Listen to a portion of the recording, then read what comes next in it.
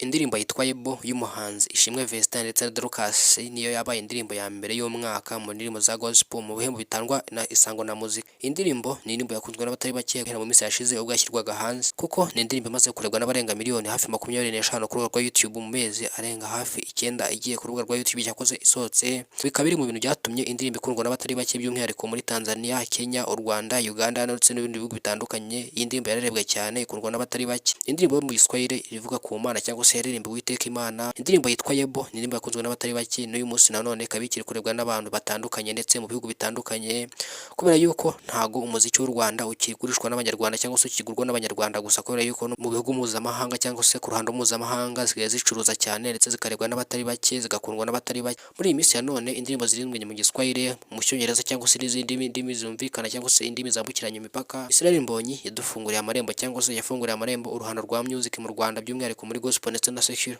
kubera yuko indirimbo yitwa Ni Nasiri imaze kurebwa n'abantu hafi miliyoni 90 mu gihe kingana n'imyaka 2 yonyine. Bikaba biri mu bintu byongera icyizere ko umuziki w'u Rwanda ugiye gutera imbere, kandi ibimenyetso byatangiye kugaragara ko umuziki w'u Rwanda uri gutera imbere by'umwihariko umusubirizo umunsi ku wundi. Gomeza ubane natwe kuri Taifa Rwanda ukurikirana ibiganiro byacu umunsi ku munsi. Ngiye nitwa Elisa Taifa, ndabashimiye cyane, Imana ibarinde.